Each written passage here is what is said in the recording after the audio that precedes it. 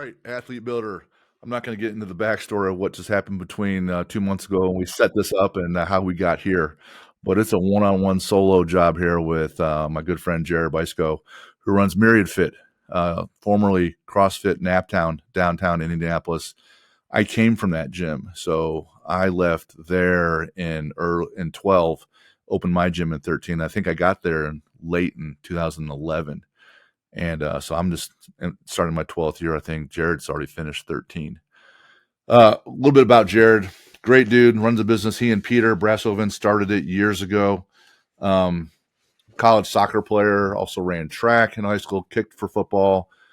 Fast dude, strong dude, athletic dude. Made it to the CrossFit Games on the team side, 2014, D1 athlete.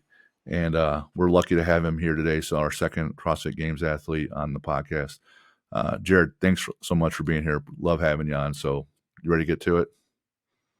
I am. I got chills, Jim. That's the best intro I've had probably ever. I was going to say in a long time, but it's definitely probably actually ever. So thank you for that. And yeah, I appreciate you, our friendship, and I always forget. Um, you started with us, Mm-hmm. and I actually will never ever forget. And I've always appreciated this about you. The very first day I met you, the very first time you walked in, you walked up to Peter and I and said, "Hey, my name's Jim Beebe.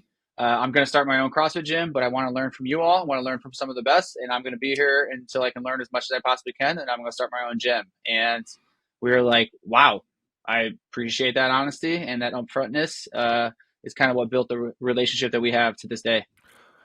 Well, my thought was if I come in here and I just steal a whole bunch of intellectual property and then I end up becoming a competitor, that's total bullshit, right? So I told you I'm going to go out to Plainfield or Avon on the west side, so I should be far enough away where I'm Mm-hmm. not much of a competitor. But I was like, hey, if you don't want me to train here, I totally get it, but this is what's going to happen. And I want to be like, hey, surprise, see you later. I'm opening my gym and thanks for everything you taught me, and I'm going to do the same things. So it's just bad business, right?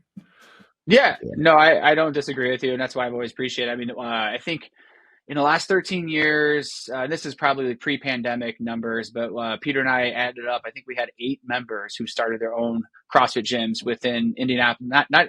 Not even Indianapolis, but nationwide have gone off. 8 different people have gone off and started CrossFit gyms who have been with us. Actually, might actually be more than that. Now that I'm thinking about it. So, I mean, that's part of the process and what you hope for, spreading, the gospel of fitness and health. So.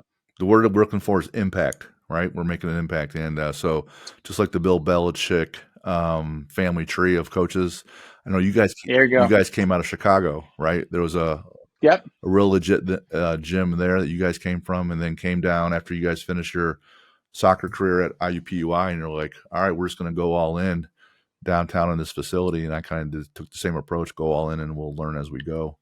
And plenty of ups and downs between then and, and now, right? Oh yeah, yeah. It was CrossFit Chicago. They were one of the original, I think, probably the first 100 CrossFit gyms in the country, in the world. Rudy Tapala at that time was one of the original level 2 instructors before the level 2 became the level 2, which is a whole thing in the CrossFit world. But essentially, he was a what they would call a level 4 instructor now. Back then in 2011, Mm. so it was really cool that he was our mentor. He was. I remember him. It was really funny because he was mentoring Peter and I in Chicago as we were going to his gym. And Peter had been at that gym, coaching at that gym for a little while. And I remember him giving me the book, E-Myth, and essentially said, read this book. Mm-hmm. And then once you're halfway done, shoot me an email. Let's buy me lunch. Like literally it was like that direct. He's like, then you go buy me lunch. We meet for lunch. You're paying because you're paying for my time. Mm-hmm. And then let's talk about this and have like a semi-business plan. And then once we finished it, we reviewed that business plan. And that was our first experience into mentorship. And it was, I didn't even know I was being mentored at the time. And that's what allowed us to get to where we are with, CrossFit NapTown, which is now Myriad Health and Fitness, and that whole journey. Gotcha. Yeah, I've been through that book. I remember the stories about the blueberries, right, out of that book. And then essentially, the more you work in your business, the worse it does. Yep. You need to work more on your business, right? Yeah, it was I think it was a baker, if I recall correctly, and the baker exactly that, where they love baking, so they started a business and then realized that when you start a business, you don't just get to bake the entire time; you have to do all the other stuff. that makes it really hard to run a business. And then you eventually fall out of love with baking, which in the fitness industry, I think there are a lot of parallels with people who have started gyms Mm-hmm. and who, being 12 years in, 13 years in, not there's not a lot of gyms around who were with us when we started, if that makes sense. Yeah, yep. A lot of ones that were there before I started are gone, and some have started Yep. after me and are still gone. And less than 4% of businesses that are brand new make it 10 years. That's right from Tony Robbins. So Oh I yeah. get that. And a lot of things were different than what I thought, because I used this textbook right from MBA school and right in my business plan, and I gave it to you guys, and I'm like, I think this is how it's going to go. And just like Tyson says, everybody has a plan until they get hit in the face, and Yep. those hits in the face came pretty quickly, and the plan changed immediately, and every year it's changed again and again. So now, Peter, your former business partner, he's gone, and he's working over at Two Brains, which helps advise other gyms on how to improve their membership, their profitability, the overall experience. And so now you're running the helm solely, right, when you have your staff of coaches, right? That is correct. Yes. In 2022, Peter and I split June 1st, 2022. We went different directions. He moved to Birmingham, Alabama, where his wife is originally from. They have 2 kids, about to have the third on the way. Wanted to be closer to her family. And so it was a very amicable separation, but it still was a challenging separation, because anytime you're talking about money, splitting up a 50-50 partnership, Sure. it's not easy. But we eventually made it work, and we still talk daily. We're still best friends, and yeah, he's a mentor at Two Brain Business, which we're also a Two Brain Business gym with Myriad Health and Fitness, and have our own mentor that we work with. In fact, the Two Brain Summit is up in Chicago this weekend, that we're going to be taking 6 different full-time staff members to this weekend as well, for continuing education for all day Saturday and Sunday. So we're really excited for that. We really like to pour into one of our values, which is being growth oriented. That growth mindset. We had just 2 guys on recently. They're all big on wrestling. So I had referenced Cale Sanderson. He's the head wrestling coach at Penn State, and he has his core values listed there on the site for the Penn State wrestling team. And the first one is growth mindset. I'm thinking growth mindset. I'm thinking like business growth, and he really summarized it real well in that wherever your endeavors are, whether it's nutrition, your business, your faith, your relationships, people will say, well, I'm this kind of person, and I'm not that kind of person. I'm introverted. I'm not extroverted. I'm faithful. I'm not faithful. I like to eat well. I can't not eat carbs, right? I just say I can do this and I can't do that. And his approach is that you can do everything. You can have a growth mindset in any area. Some areas are going to simply be a little bit slower. You might be not great at sales, but you could do some sales. You might not be Totally. great at operations, but you could do some, right? So he wants you to have a growth mindset in all the main areas of your life, and just realize that you can and should improve in you should be improving in all of it. And that's the growth mindset. Not, well, I'm an introvert, I can't do these things. No, there's none of that with him. What's that? I love that. I was gonna say, it's very similar to ours. Our concept is like the beginner's mindset, which is essentially that you're never going to be an expert at anything, and you should always be willing to take in some 1% of knowledge. If you learn one thing a day, just one thing every day, you wake up and just learn one thing new, you're growing every single day. And that's kind of the concept we like to use with our growth oriented value that we have. That's awesome. I love that. Our version of it is the word Kaizen, which is a Japanese term. 1% better all the time. Yep. Yep. All right. So this first question I have for you is, it could be a half-hour answer, but essentially it's CrossFit continues to evolve. Like all sports continue to evolve. Training continues to evolve, but there's still the basics in all sports. There's still the basics in training. For you guys at Myriad, and for you, how has CrossFit evolved from where you guys started and thought it could and should be to what it is now for you, personally and professionally? So take that anywhere you want, but that's a pretty open-ended question with a huge answer probably. So just give us your philosophies on where it's been and where it's going, at least for you guys. Yeah, and reel me in, because I'm going to go in 1,000 different directions here. But as you know, and you kind of alluded to, we started October 2011, and we essentially started the gym because we're former Division I athletes. had about 2 years of work experience in downtown Chicago. I did inside sales for a logistics company, and that was terrible. And so it's like, okay, well, let's start a CrossFit gym. And yes, we coach classes, but we worked out a lot individually ourselves. So we kind of did it.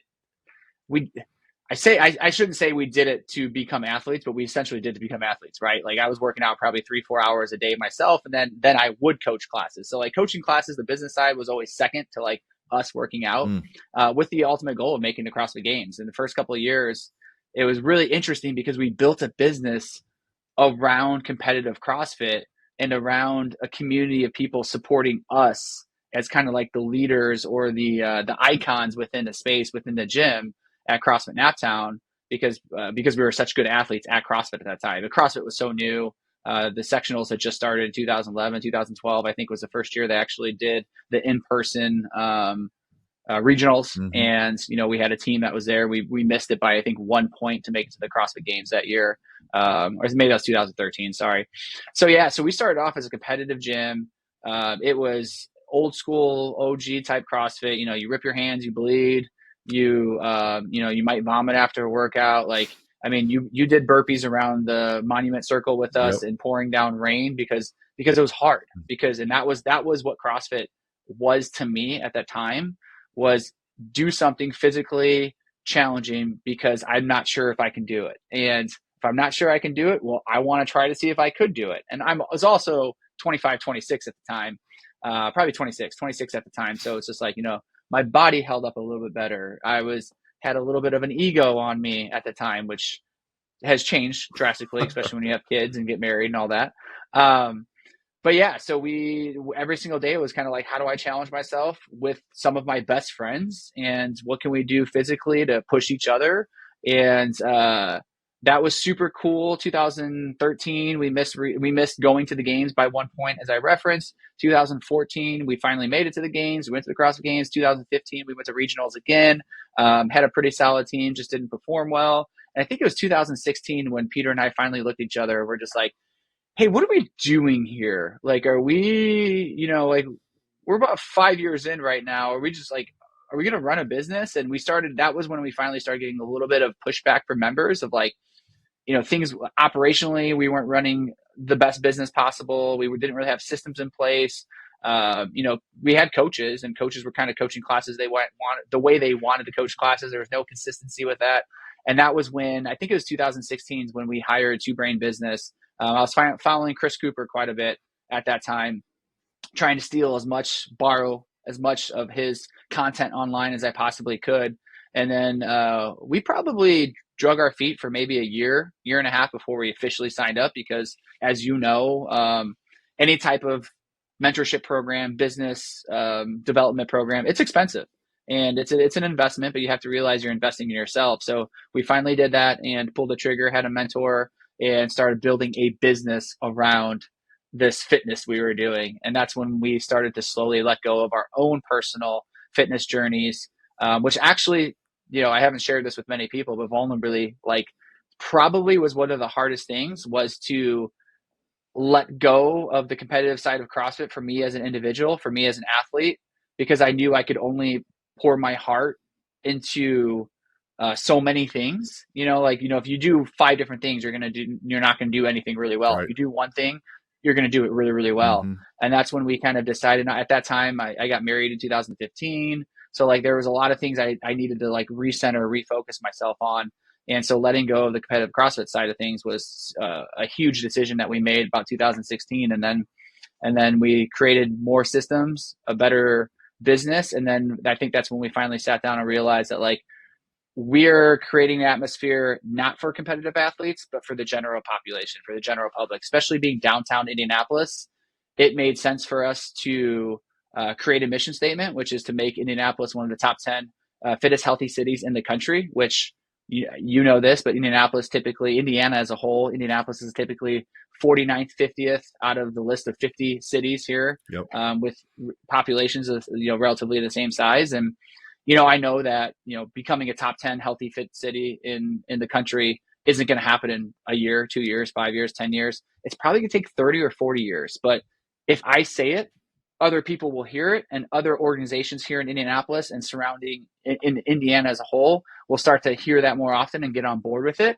So someone has to start and say it and start saying it first. And I decided, like, let's be that person, let's be that group, let's be that organization to create change here in Indianapolis and in the city. So that's where we're at now, is focusing more on, and I can go even deeper on like who our avatar is, exactly who we're trying to shoot for now at this point in time. Like, we've gotten very crystal clear in the last 6 months or so on where we're heading as in the direction of our business. You know that the mentorship clearly is helping, and I know you're also an EOS guy. I'm an EOS guy with traction, and Yep. they ask you a lot of the same similar questions. And you know, I feel what you're saying. You know, usually for health metrics, the state of Indiana is usually like bottom 5: obesity, heart disease, diabetes, all that jazz. And our mission statement has been, we're not in Marion County, we're in Hendricks County, so it's to make Hendricks County as mentally and physically fit as possible. So similar to you guys, like, you know, top 10 in the country. So you have your county that you're in, and you're just want to take the general population. And so if I say, Jim, what's your target market? We'll say soccer moms and soccer dads, the baseball moms and baseball dads that play a lot of travel sports, but they're not active enough. They're not strong enough. They don't have enough capacity. They don't eat well. So, you know, that's our target. And it's usually like, you know, age 35 to 50, because we're out in the suburbs. And that's if you look at the bell curve, that's who we have. That's our main one. Our sub target is student athletes, and within student athletes, there's kids that don't move well, or stay-at-home kids, or their kids aren't really athletic, and they're trying to be well-rounded and healthy, just like the adults. And then there's that population that is pretty decent, and they're trying to play varsity in high school or play in college and beyond. So, two different business segments that we're in. Seems like it's similar for you guys. So yeah, I mean, you nailed it. For our age wise, we're 35 to 50, same thing. And like, we're focused on individuals, usually business professionals who either work or live downtown, who we're solving the situation of they don't have much time because they're super busy with family, with kids. They need to get in for, 45 minutes to an hour. And they need very, very, very strong accountability to do that. So our bread and butter right now is an individual who does personal training with us once a week for 45 minutes, but also does group class. So they, in that personal training session, they're checking in with a coach every single week, and that coach can check in on what's going on with their body, what's working, what's not working, what hurt, what didn't hurt, what can we do more, what can we do less of, but then also recommending to them, hey, you should be going to this class on Monday, this class on Thursday, and this class on Friday for these reasons. And then we're meeting, say, Wednesday morning for our personal training session. And then that becomes their flow. And then they just know they have the accountability system in there. And the improvement we've seen has been exponential versus individuals who just randomly come into any CrossFit class or, boot camp class, or who just, randomly cherry pick and, don't work on weaknesses. And then later on get hurt. And it's like, well, have you been working on this area you just hurt? And they're like, well, no. It's like, well, and so having that coach and that accountability and that check-in once a week has been a game changer for us. That's the piece that when you just do the group fitness, by and large, they'll say, hey, here's the program for today. It's a template, right? It's a template what the group is trying to do that day. And when you got a range of 35 to 50, the aches and pains and injuries and time constraints are all so significant that the template is rarely executed as is. So there's always scaling up or down or around. But having that, I like that piece where you meet with a coach to kind of like tailor a little bit more for yourself. And then there's that accountability piece, which holds you. Hey, did you only get one day in last week? What's going on? Or I haven't seen you. What's going on? How's your water intake? We're getting closer to summer. It's a lot hotter out. Are you taking in more water and salt? Things like that. And that's huge. That's huge because you have that even more personalized approach, because on the prior CrossFit model, it's a coach coaches, and there's a group of 15 to 30 that show up, right? And then see you later, see you tomorrow, right? So that additional layer of service, that's got to be huge. I like that. And there's a good chance you'll be seeing that soon at Unbreakable. And I honestly, I'm a firm believer in, like, I've lived my life this way, especially since I've kind of become an entrepreneur, is like, if there's something I really, really like, or something that like makes me feel good, then other people probably are feeling that too, or probably feel that way too. And I'm not trying to call myself an influencer or anything of that nature, but like, I just have a general good sense about like, oh, like, ooh, this is a great idea, or this is a cool business model. And I say that in the sense of I started getting personal trained by one of our coaches and did the system. He had already been doing like semi-private training and group training. So a good buddy of mine was doing personal training at 9 a.m. On Wednesday mornings. And we started doing semi-private training where like another person could join that same slot, but that coach is still coaching both people and still giving them their own separate programming. So now I'm working out with one of my really good friends and we're getting personal training at the same exact time. And we're still getting that. The cool part I didn't really think about is we're still talking, we're hanging out. It actually gives us 45 minutes to just like joke around and jazz about life and what's going on with our kids. Our kids go to school together. And then we also have our coach, our personal trainer there, who's like, hey guys, stop talking. We got to go to this next. And it's like, oh, okay, yeah. And then like I've been doing this now for the last 4 months and my body has felt better than it's ever felt before because again, I have that once a week accountability with the coach. He's got specific accessory things and drills that I'm working on during that session. And I've got that cool, this is the part I wasn't thinking about, but like the mental health aspect of like hanging out with one of my buddies at 9 a.m. on a Wednesday morning. Right. And then I walk away from that session every time. I'm just like feeling great, like ready to crush. I like that. And if you have your coach and a teammate there, huge linchpin for success. Teamwork's one of our core values too. And if you have someone there doing it with you, which is one of the main tenets of why CrossFit works well, because you have someone doing it with you. So now you're doing this personal session, but with your buddy and a coach that you respect. So man, those aren't 2 hooks in the athlete or the client. It's like 7. It's exponential. Yeah. It's more. That's awesome. I like that. Hey, and you kind of asked us a little bit of like what's different from CrossFit in 2011 versus like for me, what's different now. Mm-hmm. Like I go to CrossFit classes or boot camp. We have boot camp as well, but like same thing, just 45 minutes. But like I go to class, not at all for the physical aspect. Maybe the sweat, right? Mm-hmm. But like I'm not there. I don't have any strength goals. I don't really have any conditioning goals. I go there to hang out with people, to talk to people. It's the social aspect. It's the meeting people, talking with people. And that's why I goes for my mental health is why I'm still in the CrossFit game. And so like the workouts themselves, like sure, there's workouts I like more than others, but that's the change. The biggest change for me is of why I still do CrossFit is the community. That's awesome. That's awesome. What are 2 things specifically that you wish you knew when you started that you know now? One has to be business. One has to be training. Business, I would just say in general, I didn't know how difficult it would be to manage people. I guess I would just say just people in general, and that could be staff, that could be members.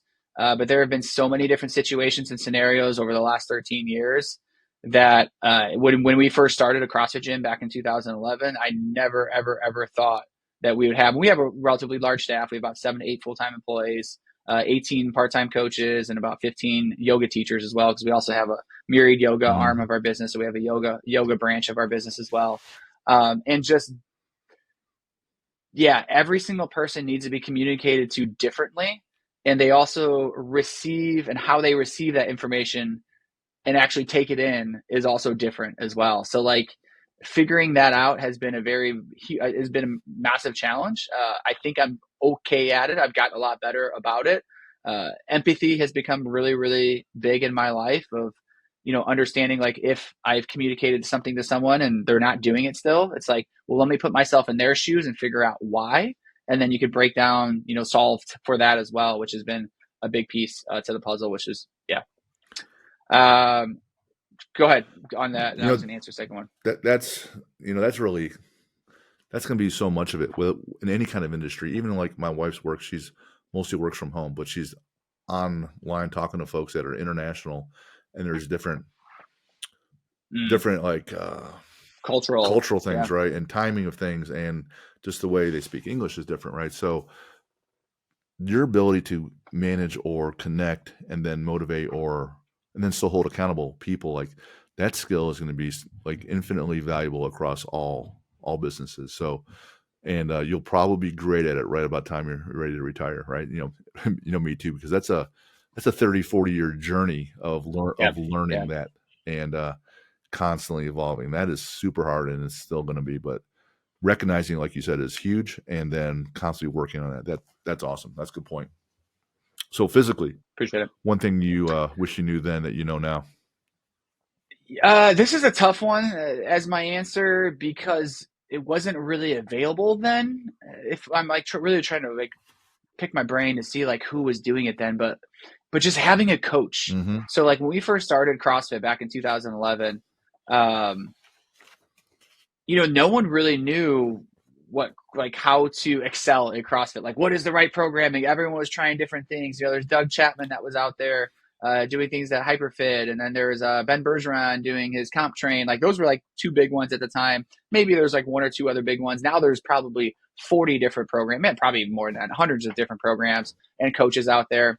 But like, people make fun of me because I'm kind of like a glass house. Like, I get hurt pretty easily, and I have my whole life. So it's not like a CrossFit thing. It's like my whole life, Division I soccer, high school soccer, club soccer, all that. Like I would get hurt.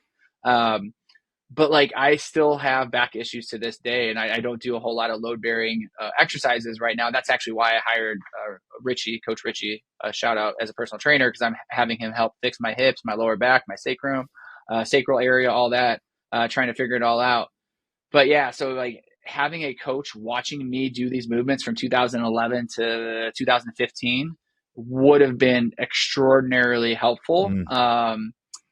Because I'm certain I was doing things wrong, and I'm certain I was doing certain movements wrong, whether it be, improperly doing a box squat and reaching too far back, and, doing a pelvic tilt over and over and over again with 400 pounds on my back. Like, yeah, that's going to put a lot of pressure on your, L5 and S1, and like really, really kind of crush you there. And I've had some severe back injuries through the deadlift. I've had some severe back injuries through other movements as well. And that's another reason why like hanging up the competitive side was super important to me as well, because I wanted to be able to move for my children.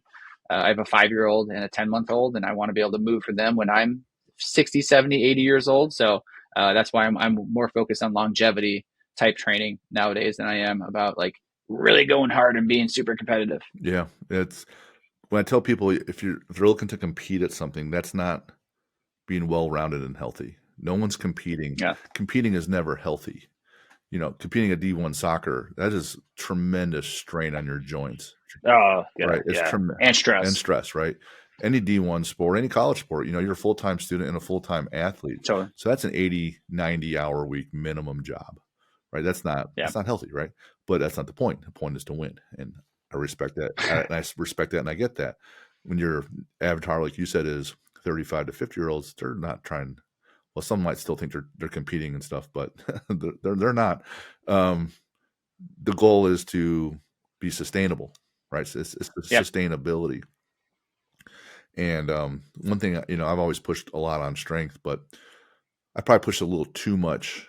One time we had, I think, 25% of our men could deadlift 500, and right, that's this big number, and that's huge. Yeah, but it doesn't really get you anywhere, right? If you're just trying to be a dad and good at work and come home, you deadlift 1 to 1.5 times your body weight, you're good. You squat 1.5 times your body weight, you're good. You check that box. Well, what is CrossFit, right? CrossFit's with GPP, general physical preparedness. I always use the analogy of the zombie apocalypse, right? Like I want to be somewhat good at everything because I want to survive as long as I possibly can. And I still have that ability. Like, I don't know if I don't even think I've shared this with you before, but we're going to be jumping into the level method programming. Are you familiar? I haven't delved into it yet. I've seen it. I'm not familiar with it. So you're going to have to tell me about that one. Yeah. So level method is essentially, it's been out for about 7, I think maybe even 8 years right now. We've been wanting to do it for a really long time. But we've had so many ups and downs and things going on specifically over the last 4 years, post pandemic, of, ownership change, moving into a new building, selling our old building. There's, been a lot of things going on. So we're finally kind of in a settled position where it's like, okay, we really want to institute this. So the idea is it's like a karate belt system. So like there's 8 different colors from white all the way to red, white being like a completely beginner, maybe even on the level of sedentary, to red is, a CrossFit Games athlete or super, super competitive person. And then there's 15 different testing assessments or domains you're in. And then I think there's 32 different like tests that you can do to kind of see where you're at. And so through this assessment period, which typically takes about 2 weeks on the front end. And then I think every quarter, maybe every 6 months, you redo these assessments. You start to see where you're at as a color of an athlete, which is really, really cool because I'm in the middle of doing the assessments right now. We haven't launched this yet to our membership. That's not coming until another month from now. Right now, our coaches are doing all the assessments and kind of learning about the program, the system, because we really want to kick this off and launch this well. But what's really neat is like I've already seen my ginormous biases in who I am as an athlete, to where it's like I haven't done much strength training in 5 or 6 years because my back, because I kind of gave up on CrossFit, not gave up on CrossFit, but like stopped doing like the general, heavy lifting type stuff from that perspective. And I'm a little bit more biased towards, burpees, cardio, running, rowing, biking, all that good stuff. And it's very, very, and body weight movements as well. And then like, it's very apparent in my level method coding system, because like all my front squat, my deadlift, my back squat endurance, like all that stuff is like super on the low end colored side. Whereas some of my body weight stuff and my running cardio stuff is like closer towards like good athlete, black, red, which is like the higher level movement side of things. And it's just really neat because those are the things I've known, but I've never I don't write them down. I don't keep my score of my workouts, but like now we are, and that's where we're moving, is like with this data and with this tracking system, all of our CrossFit members are going to have access to this as well. And literally, like the way I love putting it is, and the way they explain it is like, it's a GPS system. It's like, where are you at now? And where do you want to go? And how do you get there are your directions. Well, how you get there is what the level method has. It's a map, like a physical map that you see all of these 320 squares on, and you can see exactly where you're at in each one of these and where you go to. And when you show up for programming each and every day, there are 7 different workouts, seven different variations of a workout when someone shows up to a CrossFit class. And that way, as a coach, you're not saying like, oh, well, there's pull-ups today. Here's the 19 different ways we can scale a pull-up. It's like, oh, you're a purple athlete. Here's your purple workout today. This is what you're going to work on. That's going to make you better for your goals as a purple athlete. And then eventually over time, the whole idea is called levels, because you level up into a different color, just like you would get a different color belt with the karate system. And then at that point, what's really cool is you get to celebrate that athlete with a gift or with a certificate and say like, oh my gosh, you've gone from, white to brown, and like, congratulations. And you can do that with each individual movement. You can do that with just the color itself. And so there's a lot of different ways you can celebrate people, which we're really, really, really, I'm very excited about it. Me personally, as an athlete, I'm excited about it to kind of like retest myself, but also for our gym as a whole, because again, this system is for the general population. Like, people who just want to be fit and have general physical preparedness. This isn't necessarily for your super competitive CrossFit athletes or people who just like really want to go hard. Like, you can do that with this, but that's not who it's for. Gotcha. How do you envision you yourself being told, all right, you're kind of skewed towards the conditioning side and not skewed towards the strength side, when the method and or your coach says, Jared, you need to lift a little heavier? So ask that a different way. Sorry. So like the level method says that once you're out of balance, you want to be in balance all across the spectrum, right, on that one color. So if you're really good at body weight stuff, not so good at lifting heavier, does it tell you, hey, you should lift heavier? Or if you're great at lifting but you're not good at body weight, does it tell you should do more body weight stuff to kind of balance you out? That's a great question. What I would say to that is it's up to everyone's individualized goals. So you as an athlete have the agency to say like, hey, guess what? Like, my goal right now isn't to get stronger. And that's the one thing that they've shared with us on the front end with level method is like, the ultimate goal is to, yes, level yourself up. And like, you can see the progress of you going from here to here and like getting to the higher levels. Mm-hmm.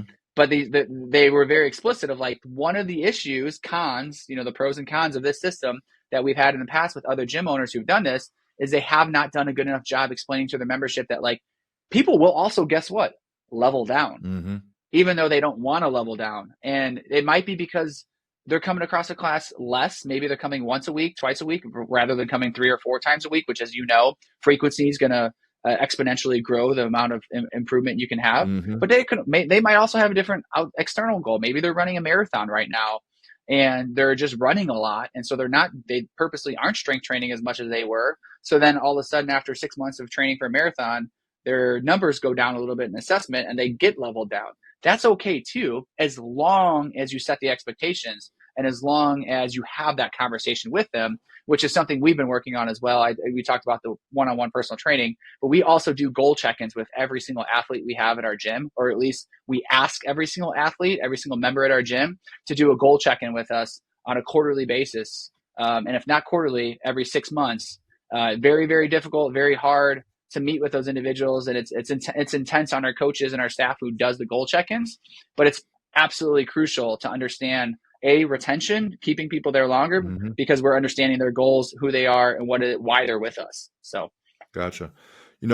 I think what I've witnessed is we have athletes, like we have one lady, she does a lot of obstacle course races. I'm like, cool. So, but she's doing a lot of that. So she's doing a lot of body weight stuff, a lot of pull-ups, a lot of running. And she'll say, hey, I'm not going to lift as much. Or for lifting today, that's fine. We're not doing heavy threes. I'm going to do, set to 12, or set to 20, so a much higher rep count, which complements what she's looking for. And she'll say, hey, I know I'm not going to get stronger. So she's aware and totally cool with that. I guess where some might not like it is they'll say, hey, yeah, I'm aware I'm not going to get stronger. And then you get leveled down and then their ego kind of takes a hit. Like, oh, you leveled me down. I'm like, well, you're not leveled up or down. I could say I'm leveling you left or right. It's not the direction isn't really indicating your worth. It's just that this part has changed and we know it's changed. It's like a CPA. We know that he's going to not see his family that much during tax season, right? Yeah. So he's leveling down his ability to connect with his family until April 15th hits, and then he'll level back up, afterwards. It's not indicative of you being a bad or a good person. It's just a number, right? Or For sure. evaluation. So I think once their ego is addressed, and then they're probably going to be a lot, definitely receptive. And then if it's couch like that, I'm sure you guys are working through the kinks. It's going to go well. So why don't you guys do really well and then come back to me and say, hey, Jim, here's how to do it better. And then I can just copy 3 months later. I'm all here for that. I mean, they have hundreds of gyms all throughout the world.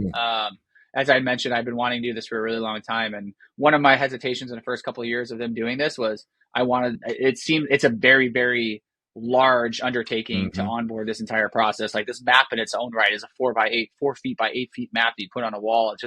It's wild. Yeah, it's huge. It's wildly crazy.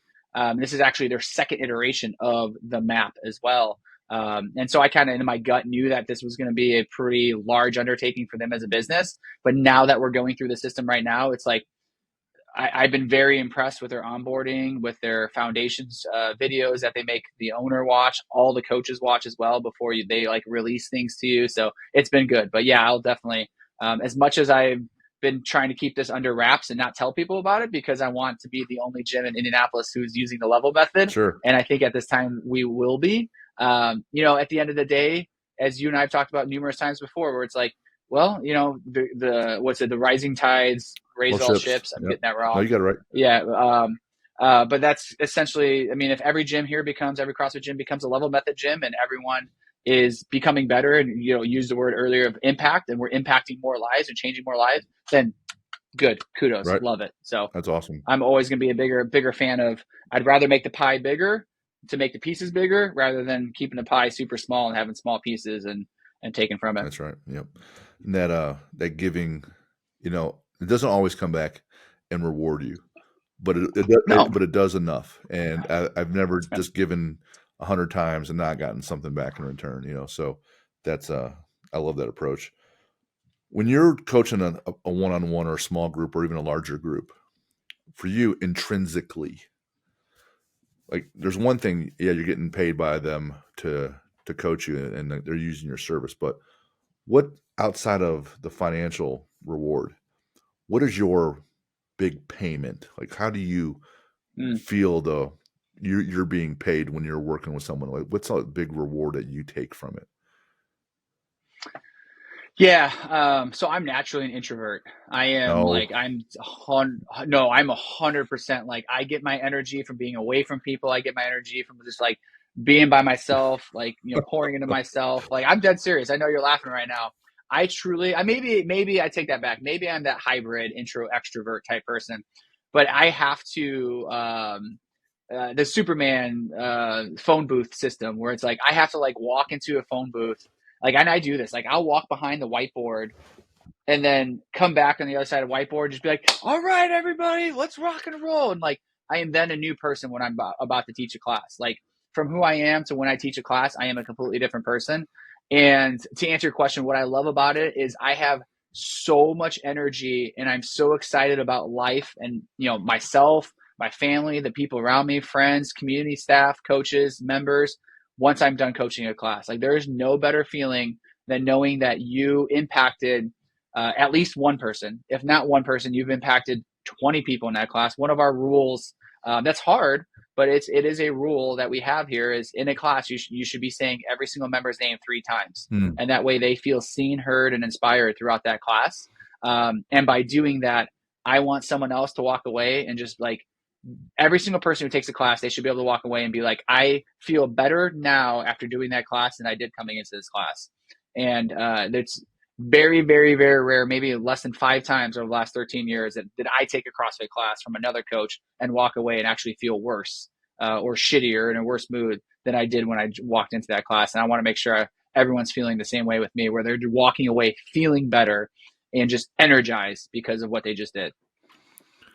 You said community, you said all these people, I have all this energy, I want to be around, I want to give in this group. That all sounds quite extroverted from a guy that has been coaching classes, ran a podcast that had 150 plus episodes, right? He's been surrounded by all these people. So maybe you are a little bit both, right? Yeah, I don't know. Yeah, you're right. It's weird. I don't know why I'm that way, but I'm that way. Gotcha. When we had Mickey Marati on, he's the head strength coach for all of Ohio State sports. Ooh.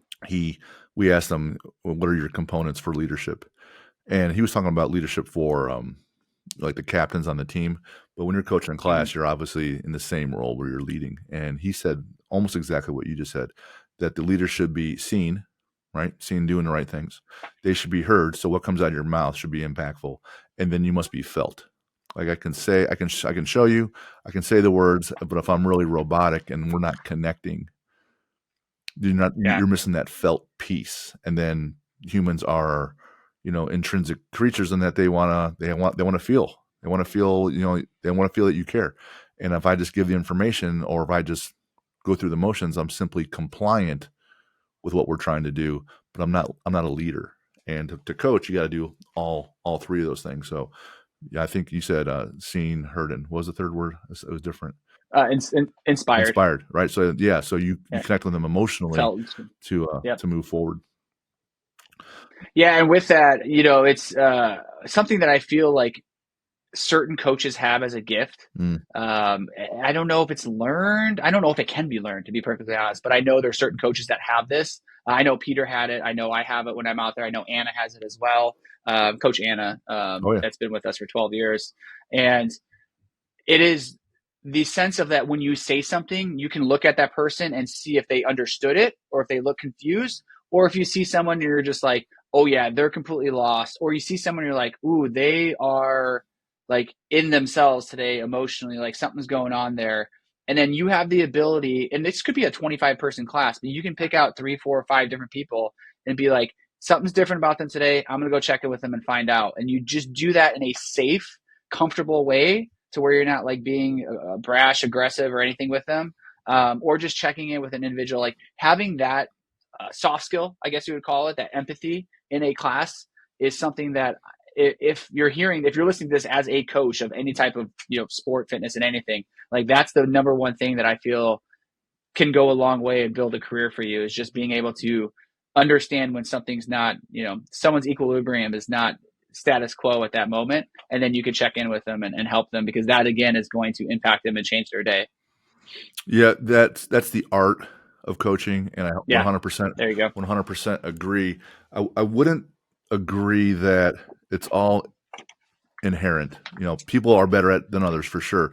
But I like, if you read the Never Split the Difference with Chris Voss, the negotiator, I would just label it. And I'm gonna come up to you, hey, Jared, this could be me. I could be way off. I could be fucked up here. But When what my sense of you is, I seem like a little off, and you don't need to tell me anything. You can tell me, go eat shit, and it's totally fine. But I'm just checking in because I'm concerned, and I want to see Yeah, if you're okay. And if not, I'm giving you a spot where you can tell me, and if something I can do to help you, I'll do that. Or you can say, hey Jim, just leave me alone. I'm gonna have my head down. I'm gonna work my emotions through on this barbell today. But I want you to know that I'm interested. And yeah, if you just label it like that, that's my process, if you will, because I could see it in your face or I could see in your body language. People know things are different, especially for sure. if you always coach like the 9 a.m. class and you see roughly the same people, then you get a sense of Yeah, their body language and what's going on, right? So there's some continuity there. So that's that artwork. I love that. I got to tell you, for me, the big payment is different than running a class and seeing them all jazzed up. And there's value in it. I love that. And that you're making it the best hour of their day. But I think for me, like, there's so many times in my life where there's been a fear that I have let, beat me, especially when I was Okay. younger and I gave a shit more. Like now, like, hey, I'm just going. Like, you're upset with me, fine. Or you think what I'm doing is stupid. I don't give a fuck. But so many people will come in to a CrossFit gym and they are broken with fear and intimidated. Mm, And so my favorite has by far been the I call them mental PRs, when they yep. go from being completely afraid of coming in to being, all right, I think I can do this. And you go from, I think I can do this to, yeah, I got this. And then go from there, like, all right, here's how I'm attacking it today. And then finally Yeah. it's like, I don't care what the hell Jim wants me to do. I'm going to be just fine. And when I say, if you can be just fine with the conflict of that barbell or that workout, you're going to be better with the conflict with you and your spouse or you and your boss, that you can handle pain a little bit and uncertainty and be okay. That is by far my favorite thing, that when athletes have that evolution, that this is going to impact them the rest of their lives. And whether I'm dead and gone or the gym burns down, they can still be stronger mentally. So for right or wrong, that's my big payment. I love that. And to add to that, what I would say and challenge anyone listening to this is, how many people out there who haven't stepped into the gym or don't use fitness, as a tool to better themselves? How many people, especially in the U.S., do we have who don't do that Mm. and don't experience that journey you just talked about? Versus how many people who do actually do that? I'm talking about, CrossFit Gym specifically. There's a lot of them now. But like, that's the thing that I struggle with most. And I have family members. I have, close family members. I have friends who just won't, are just scared, intimidated, won't put themselves out there, won't take the challenge, won't step through the door and just like see what it's about. Like, they're afraid to improve their life. And I don't know why. And I can just like bang my head against the wall when someone doesn't want to be a better version of themselves. And that actually, like, that was one of our taglines way back in the day, is like, was make everyone a better version of themselves. And like, it still sits with me to this day. And I don't know why people don't want to be better. Does that Yeah, yeah, elicit anything to you? it does. And there's gonna be a lot of Yeah, it pisses me off. there's gonna be right, because you're here one fucking time, so yeah, let's go, on this world. right? This is your shot. Yep. Let's go. So I find them, if I were to generalize, they're afraid of how they're going to appear to other folks, and if they look silly or weak, they're going to be rejected emotionally, which comes back to like them feeling like they're abandoned as a child, right? Or they're afraid that, hey, I've quit before, I'm going to fail again because I'm a failure, so I'm going to avoid what I've always this challenge because I've not met my other challenges. Or here's the really hard part: they just don't care. They don't want to be better.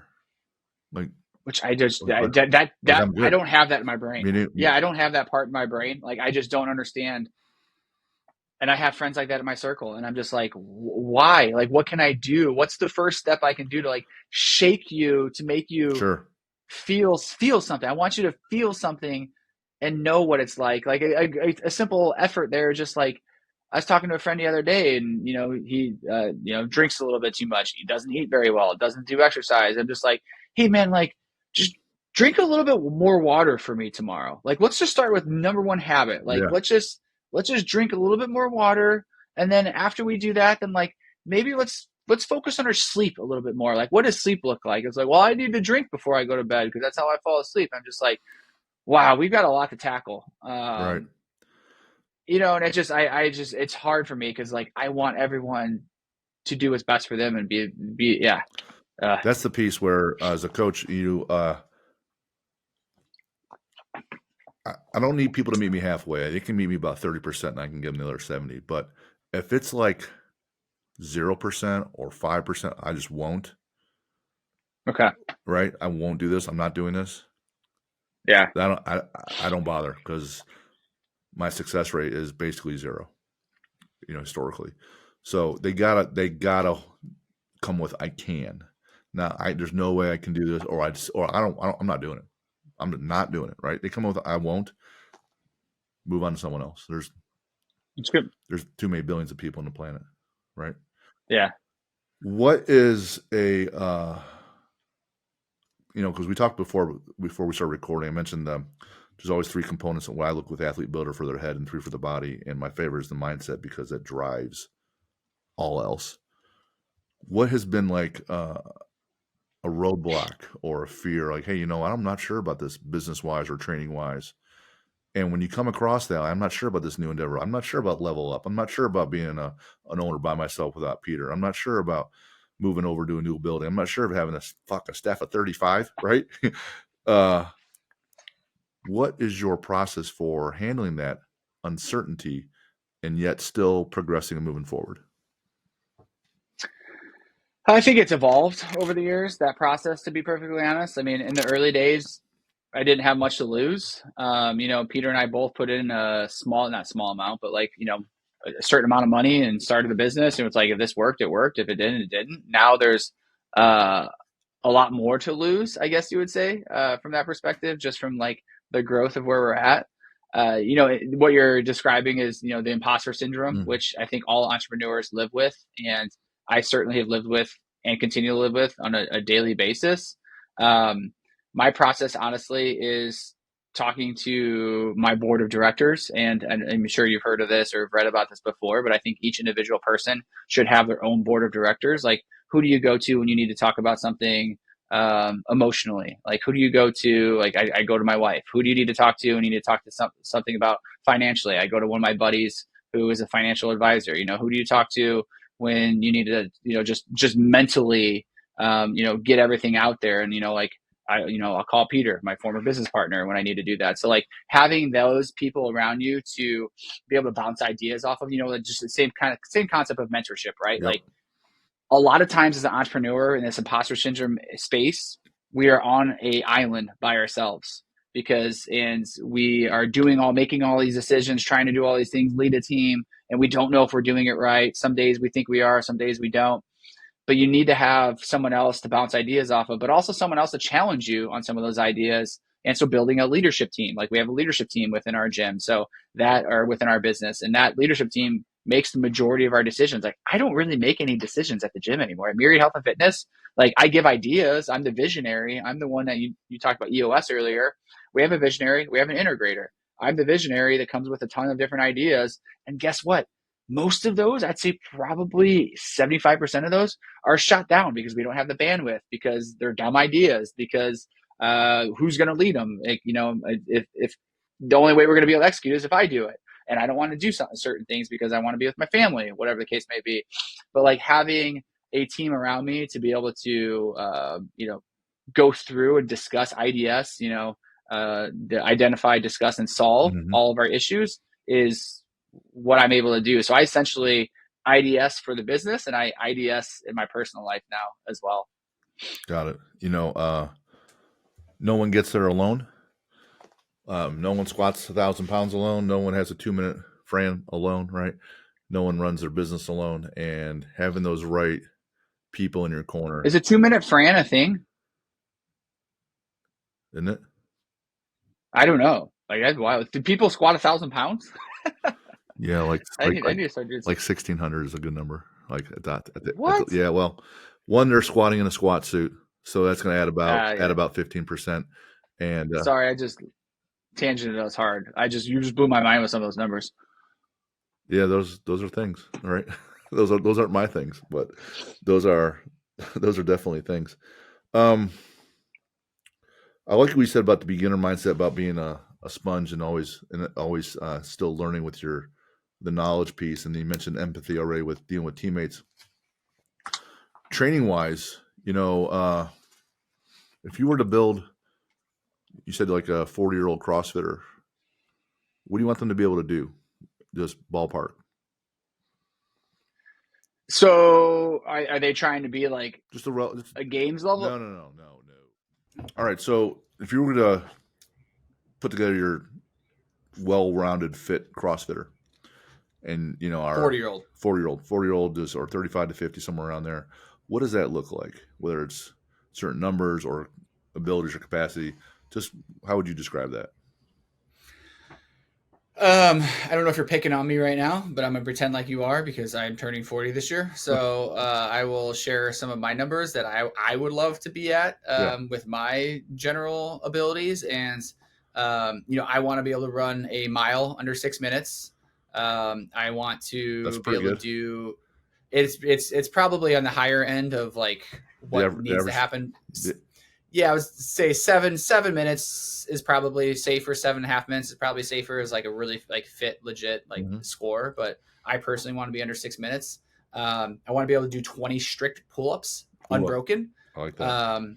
Again, that's very, very challenging. And I used to be able to like, these are some of the things that like I knew I was still in pretty good shape if I could do all these things within like a day or two of each other. So I could have like my own Jared personal assessment test. And those were two of my tests. Back squat, 225 for 5 reps with ease. Deadlifting 275 or 315, couple reps 3 to 5 with ease. Doing all of this as well without a belt. So that's been one of my personal crutches and hurdles over the years. As I've shared before, I had back problems, back injuries, but I use that as a crutch because I really brace really, really, really well with a belt, but I don't brace really well without a belt, which is, again, some of my own imbalances that I'm currently working on with my coach. So those are a couple things. Rowing, I would always love to be under 7 minutes as a 2K. And that's a good number as well. That's a really solid number, a hard number to get to, but I love it. And I've done that many, many times in my career. Same thing with like a assault bike. Like, I should be able to do 50 cals in a minute, going as hard as I possibly can, somewhere in that range. Again, that's going to leave me crippled and hurt me. So my goal is to kind of, as I am turning 40, build myself back into some of these, what I'm calling myself Jared baselines that I'd love to be able to keep and maintain. And, there's, certainly I could go through almost every single exercise and have like what I think my baseline should be in that realm. But those are a couple numbers that I would say. Man, I remember I just opened the gym and I did your 2K row test. And I'm almost 6'3". I'm wearing lifters. I'm doing all the tricks. And I broke that 7-minute mark. It was like 7:49 or 6:49. And that's an awesome time. It was horrible. It was absolutely horrible. Oh yeah. It was horrible. I forget what I was rowing, 138 or 141, somewhere around there per 500. It's gross. And I messaged you. I'm like, hey, I got this number today. Hey, and you're like, hey, cool, that's awesome, nice job. Hell yeah. I bet it's probably on Facebook. I bet there's some evidence on that. And shoot, I started so much older than you. So 11 years ago. Yeah, I'm like 38, 39, 38 at this point. So yeah, that sucks. So good luck getting all those numbers. That's great. But I like though that you had a 2K test, but you also had a 1-minute test, right? Yeah. You had some strength tests, but you also had a body weight test. And I think if you do those things, then yeah, you're good. Like, you check those boxes, go home, you have a decent body fat percentage. Go home, have a bourbon, a cigar, and you have a healthy meal, and then go about your day. Life's pretty good. And I think that's the biggest piece to this puzzle right now that like we are kind of getting to as we have this conversation today is like, what is your goal? What is your individual goal? Who do you want to be? Like, who are you showing up for? Like, what makes you feel good about life? And like, that's where, it's funny. We just had semifinals in the CrossFit world last couple weekends. And like, there are some people who are still competing at the highest level of CrossFit who I was competing against 10 years ago. I cannot imagine still giving that much time and effort to the sport of CrossFit, knowing what I have in all other aspects of my life. And that's friendships, that's family, that's kids, that's my partner, that's, other business ventures and things that have gone on. It's just like so many other things have happened in my life that like I'm totally at ease with letting go of competitive CrossFit from that perspective. But I'm not going to let go of fitness entirely, because that's who I am. And that's, what I wake up and like, that's what makes me feel better physically and mentally is movement. So 100%. My dad was getting sick at 58, and by 62 he was gone. And that's breaks my heart. Right. Yeah. And he never saw the gym. He never saw his grandkids, and never learned, like, here's how you eat to be healthy. Here's how you eat to be strong. Here's what we do to be strong. Here's what we do to have endurance, from people in my family. So if I keep coming back to, and I hear like Alex Ramosi say it all the time, like, hey, you're going to die someday.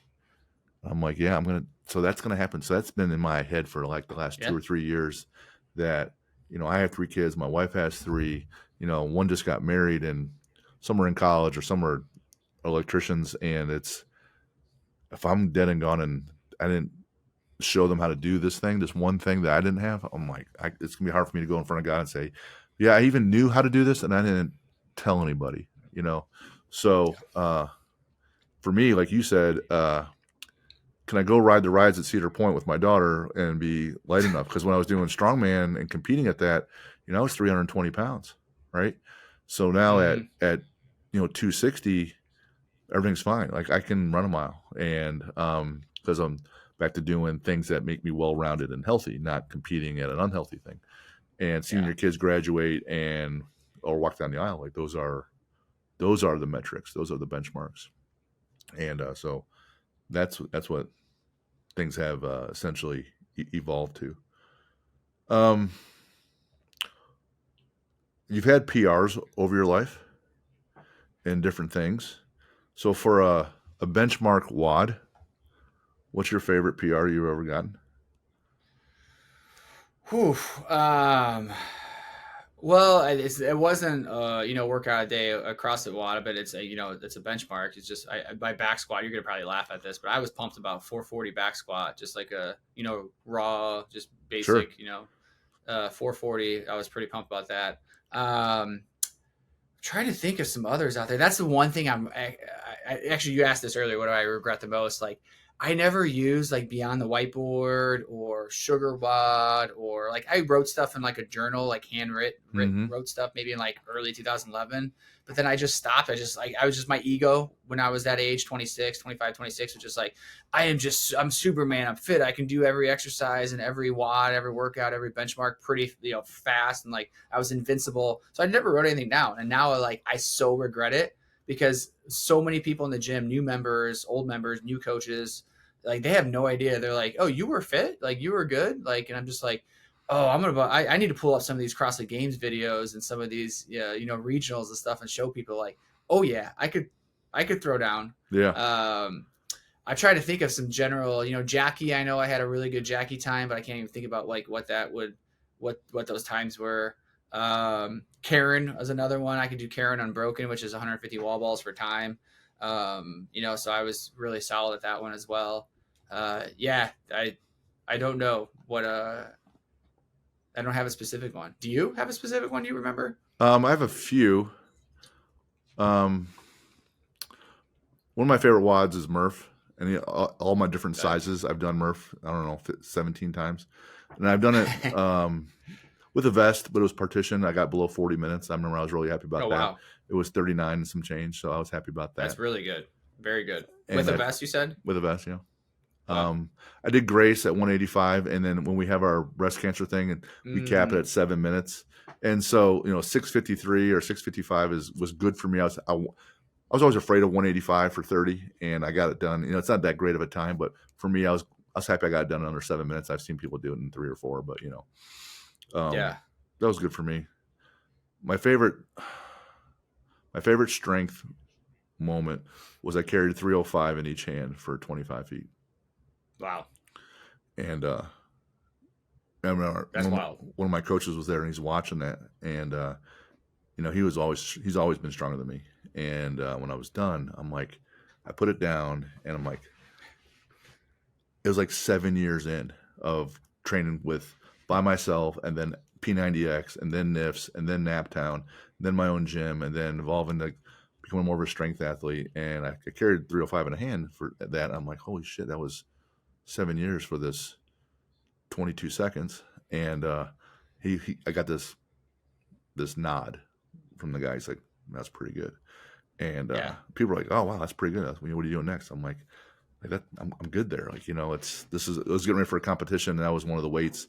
And I did that and I was like, man, that was all that time to get up to that one moment for 7 years. And he's like, yeah, I get that, because it took him tons of years just to get that strong. So those are the things those benchmarks I like. But can I just comment on that? Yeah. Something you said there that really struck a chord was like, it's a 7-year overnight success. Yeah. Right? Like 7 year overnight. Like people are like, oh, it just happened. Like, we hear this all the time with, our business, my business, or like my career and such, of just like, oh, you're so successful. And like it's, just happened kind of like overnight and blah, blah, blah. It's like, no, it's taken 13 years to get here. It's taken, waking up at 4 a.m., years in a row, because that's the only time I had available to get more time on the calendar to get stuff done, staying up late until midnight, like all the journey is a journey, right? And it takes years to complete something, to complete goals, whether they be personal goals, fitness goals, physical goals, whatever. Like, it takes years. And I think that's coming back to, we talked about like the uncomfortableness when people just don't want to get started or don't want to like improve themselves because they know it's going to be hard. And it's like, yeah, shit is hard. So hearing you say that like, yeah, that very moment of your coach giving you the nod of like, Jim, you did it. Like, that took 7 years for you to do that. Yeah. So the way I've evolved things with the goals, I read this in one of Tim Ferriss's books, and I mentioned a number of times. What he said in the book was, goals are for losers. And I was like, shit, what? Yeah, he does a lot of fear setting. And he goes, systems are for winners. Systems are for winners. The goals are targets. So if my goal is a 300 or 305 per hand farmer's carry, and I'm like, well, that's 7 years off. That's too far, right? It's hard to get wrapped around it. So you want to get your goal wrapped around, hey, my system is, I want to lift 4 days a week. I want to make sure my protein's this, my supplements, and my sleep is this. Make the goal the system, so that each day you can feel good about that day. Hey, I had wins this day. That's why our mantra with athlete builders, win the day. So you feel good about it and you come back the next day. Because if I don't carry 305 again in each hand, which I never have, do I just feel like shit the next day? Well, not if I keep hitting my system, right? I'm still getting these wins, and that enjoyment piece then makes it sustainable. Yeah. Yep. Will you ever want to carry 305 again? There's not going to happen, man. Not going to happen. I'd have to change my diet around again, change my size around again. No. And I had a blood clot in 21, so I didn't know that. I take a blood thinner, and it's a small one, right? And if you brace, you hold that intracranial pressure, and if blood starts leaking out into your brain, you're gonna die, right? So we're not lifting heavy anymore. So let's not do that. No. So I lift moderately. I do a lot of interval training. Do plenty of accessories, and then go about my day. And I go up onto my next task, and I'm good. All right. So, as you know, every time you and I've gotten together for whatever reason, we could just keep going and for hours and hours. And I know you got a family and kids and all. And so let's just, I always want to end with these rapid fire questions. So I'm going to ask them real quick and see what you think. And the ones I added was the ones about your favorite PRs. A different one for a college athlete, which is not listed here. You played in college. Where was your favorite away game, whether it's soccer or CrossFit? What was your favorite venue that you competed at? I'll answer that two different ways. CrossFit was in Carson, so at the Home Depot Center on the big giant soccer field stadium. Just being out there was absolutely amazing. Soccer, I think I want to say it was University of New Mexico. Just had a really, really cool, like we flew out there. It was my freshman year. I think I started that game, and it was just like a really cool stadium, and just like kind of like felt like the big times playing like in a stadium like that. Yeah, That's awesome. When you're IU as well, I guess would be another one. Sorry, it's all right. playing against Hoosiers. Hoosiers got a good soccer program. They do. They do. And there's a lot of people in the stands, so that was fun too. Makes it fun. Next question. What do you listen to? If you could pick, what genre of music do you listen to when you train? Dubstep, probably, like some of the like heavy beat type music, and some like what's the other? How do they like electronic? What do they call it? EM? I don't know what they call it. That's a throwback to Artie, isn't it? It is, honestly. The dubstep, yeah. Totally, 100%. And I'm still into that. Like that's my number one channel on Pandora is like dubstep if I want to like rock out and go hard. So yeah. I've aged well. I don't know if people that are listening will even get the Artie reference, but if you do, man, no, they won't. That's pretty cool. Yeah, Artie's back here, by the way. The Artie workout from Strength in Our Streets. We still have it up on the wall. Oh, I see up that in our office. That's awesome. Bucket list adventure you and your wife go on. We've always wanted to go to, is it Bali or like, Bali, like out in the Indonesian islands, out in that area, Malaysia type deal. Yeah, that's probably the one I would say. Or Japan. We've been talking about Japan forever. We're going to go to Japan. It's just, we want our daughter to be old enough to take her because we think she'll love it, experience it really well. My brother taught English out there for 3 years, came home with a wife. Wow. And so, yeah. So be careful. It turned out well for him. Favorite sports movie? Oh boy. Varsity Blues. Tweeter? Yeah, there you go. Right? Yeah, that's Tweeter, yep.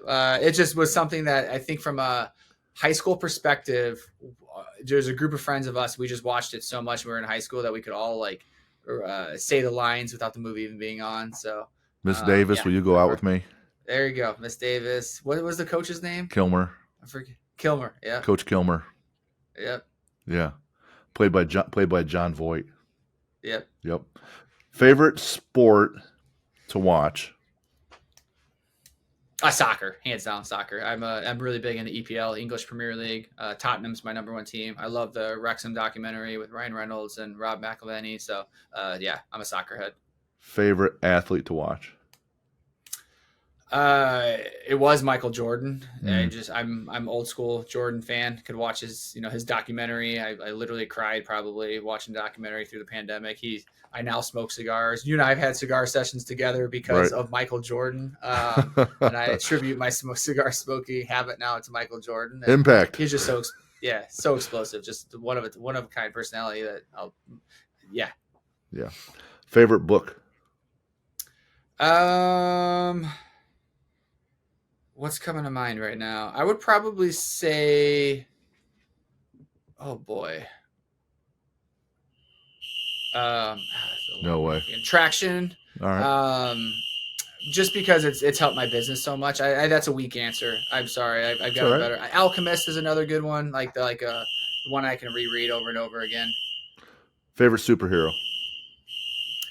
Not really into superheroes a whole lot, so I'm not gonna have a good answer for you on that one. Yeah, I'm not into the Marvel stuff as much as I'd want to be or like to be. Maybe I will in the future. Doesn't have to be Marvel. Like one of my favorite superheroes in fiction is probably James Bond because he's super cool, and he has. How about this? And He-Man. I like He-Man. Yeah. He-Man, old school. Right. That's my cartoons. Favorite villain? Doesn't have to be in cartoons. Professor Snape. Okay. He ends up being a good guy. Harry Potter. He ends up being a good guy. Yeah, he does. He does turn into. I think that's why I like him, is because like he was so villainous and so mean to Harry and everyone else, and then actually like ultimately was there to be helping the whole entire time. So yeah, it's a good answer. I like that answer. I like Hannibal Lecter from Silence of the Lambs, and I like Darth Vader. He's pretty sweet. Favorite lift? Can I say running? Yeah. Yeah. No, I would say favorite lift would probably be, well, it used to be the back squat until I hurt my back, and now I don't back squat for weight anymore. But I used to love a back squat. It would be therapeutic just to get under a bar, do like a small off squat series, anything of that nature. So that used to be my favorite. If you had 10 million, what would you do? Would you still have your business and stuff, or not so much?